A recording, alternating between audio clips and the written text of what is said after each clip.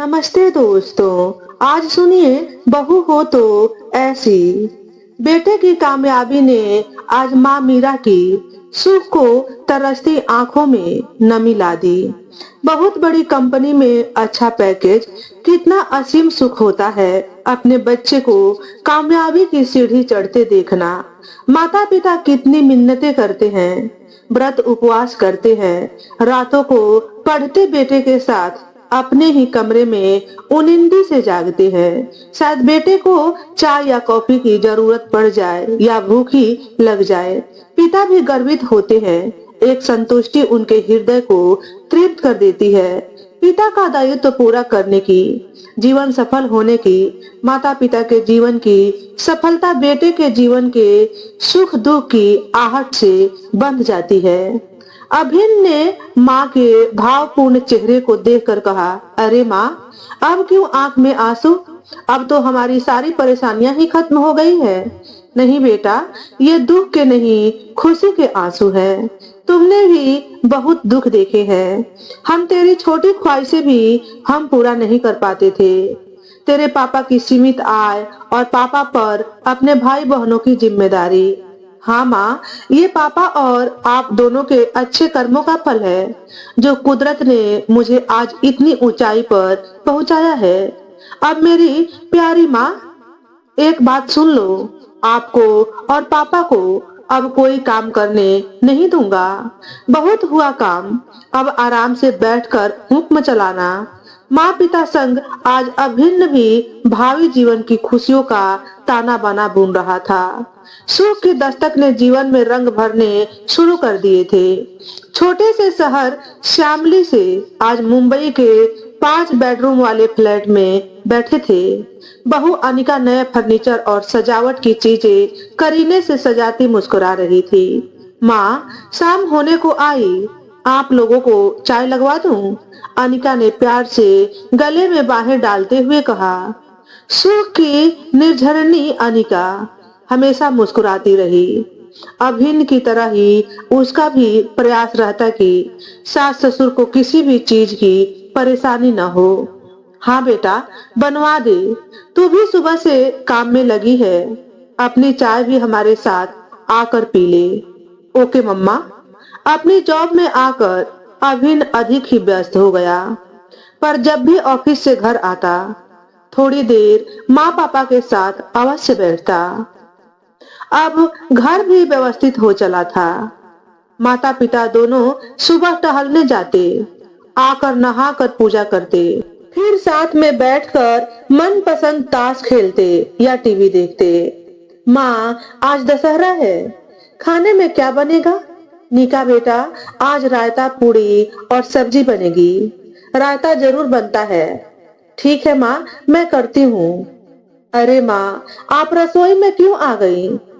अभिन देखेंगे तो गुस्सा होंगे कि मेरी माँ से काम क्यों करवाया।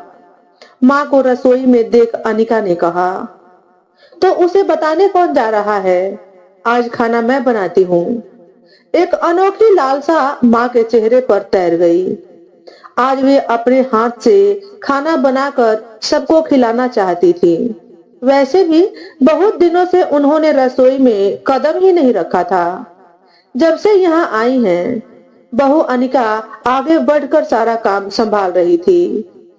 उन्हें कुछ करने का मौका ही न मिलता। मीरा खुश भी थी, दुर्दिन छट गए हैं। प्यार सम्मान करने वाली बहू मिली थी, और क्या चाहिए। वे जब भी रसोई में आती, अनिका उन्हें प्यार से पापा के पास लाकर बिठा देती, फिर कहती, आप तो बस यहीं बैठकर आराम करो और हमें आशीर्वाद दो। ऐसा अक्सर होता कि जब भी माँ कुछ काम करने की कोशिश करती, अनिका उन्हें वापस कर देती। उनका मन अब उदास होने लगा था। बिना काम किए लगता था जीवन का महत्व ही नहीं है। मीरा का मायका और ससुराल भरा पूरा था। सुबह से शाम काम में ही बीतता था। खाना बनाना या कुछ करते रहना उनको आंतरिक खुशी देता था, पर अब वे चाहकर भी कुछ नहीं कर पा रही थी। आज धूप में बैठे हुए मीरा ने सोचा, एक स्वेटर ही शुरू कर लेती हूँ। वे फंदे डाल ही रही थी कि अनिका आ गई। अरे माँ, आप स्वेटर क्यों बना रही हैं? आपके कंधों में दर्द हो जाता है। रहने दीजिए। वैसे आप किसके लिए बना रही हैं? तेरे पापा के लिए बना रही थी। शाम को मीरा बाजार से एक गिफ्ट ससुर के लिए लेकर आई। पापा देखिए, आपके लिए गिफ्ट है। अरे, यह तो बहुत सुंदर है। ससुर जी ने पैकेट खोला तो एक सुंदर स्वेटर अपनी रंगत बिखेर रहा था। पश्मीने की वूल का स्वेटर हाथ में लिए ससुर जी उसे सहला रहे थे। एक जमाने में उनकी ऐसे स्वेटर की बहुत ख्वाहिश थी, लेकिन सीमित आय और बड़े परिवार की जिम्मेदारियों ने यह चाहत पूरी न होने दी। उनका खुशी से चेहरा चमक रहा था। मीरा सोच रही थी, कितनी हृदय से जुड़ी प्यारी लड़की है। जरा सी कोई इच्छा हो उसे तुरंत पूरा करती है। लेकिन अब उनका मन भी चाहता था कुछ करे।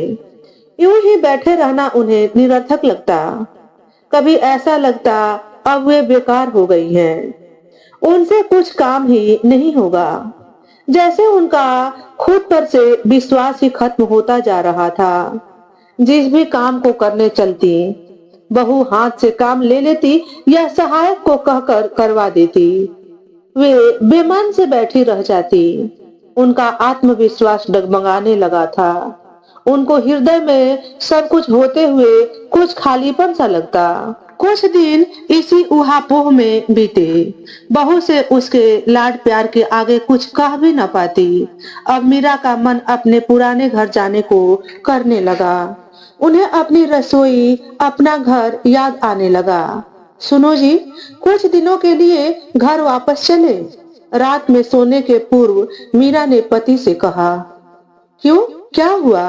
तुम्हें किसी ने कुछ कहा? कुछ परेशानी है क्या? यह भी तो अपना घर है। कुछ दिनों से मैं देख रहा हूँ तुम कुछ परेशान हो। अरे, आप तो परेशान हो गए। मुझे कोई परेशानी नहीं, न ही किसी ने कुछ कहा। बहू तो हृदय से सम्मान देती है, बस कुछ करने को नहीं है। सो मन उदास हो जाता है। लगता है मेरे जीवन का कोई मकसद ही नहीं। अपने ही घर में मेहमान हो गई हूँ। हो, बस इतनी सी बात। ठीक है, अब तुम काम कर सकोगी, लेकिन एक वादा करो, खुद को थकाओगी नहीं। तुम्हारा बीपी बढ़ जाता है। सुबह नाश्ते के बाद महेश जी ने बोला, अनिका, आज मुझे खाना मेरी पत्नी के हाथ का चाहिए और कोई नहीं बनाएगा। अनिका ने अचानक से पापा जी की आवाज सुनकर परेशान होते हुए कहा, क्या हुआ पापा जी? खाने में कुछ गड़बड़ हो गई? मुझे बताइए। हाँ, बहुत बड़ी गड़बड़ हो गई है। तुमने अपनी सास को मेहमान बना दिया है, कहकर जोर से खिलखिलाकर हंस पड़े। पर पापा जी, महेश जी ने प्यार से हाथ सिर पर फेरते हुए कहा, बेटा, आराम भी हिसाब से ही अच्छा लगता है। तेरी सास ने हमेशा किचन पर राज किया है। शायद इसी में उसको तृप्ति मिलती है। कुछ काम कर संतुष्टि हर उम्र की जरूरत है। तो लेकिन माँ को तो बीपी है, कहीं काम करने से। अनिका के वाक्य पूरा करने के पहले ही महेश बोले, तुम्हारी चिंता स्वाभाविक है, पर बेटा, हल्का फुल्का काम नहीं थकाता, बल्कि स्फूर्ति देता है। तभी अनिका ने सासू माँ का हाथ प्यार से पकड़ा और रसोई में ले चली। आज आप खीर बनाएंगी। मुझे अभिन ने बताया था, आप खीर बहुत अच्छी बनाती हैं। हमेशा ही खीर खाते के समय वे कहते हैं। माँ बच्चों को खीर देते मुस्कुरा रही थी। उनके चेहरे पर असीम तृप्ति थी, जिसे देख अनिका भी खुश थी। वह खुद यही तो चाहती थी कि माँ खुश रहे। ये लो तुम्हारी खीर बनाई की साड़ी, कहते हुए पति महेश ने साड़ी दी। अनिका ने ऊन सलाई और अभिन ने उनको मॉर्निंग वॉक के शूज। अरे, आप लोग ये सामान कब लाए और इन सब की क्या जरूरत थी? बहुत दिनों बाद उनके मन का कोना उमंग में चंचल हो उठा। वे नई नवेली सी मुस्कुरा उठी। जरूरत थी, इस घर में आज आपकी पहली रसोई थी। अभिन, अनिका और महेश ने एक साथ कहा।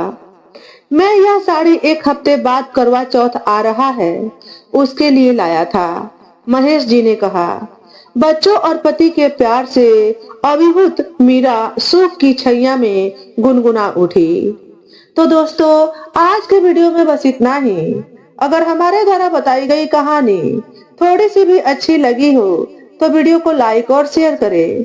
चैनल पर पहली बार आए हो तो चैनल को सब्सक्राइब करके बेल नोटिफिकेशन को ऑल पर सेट कर ले, ताकि आपको ऐसे ही अच्छे अच्छे वीडियो देखने को मिले।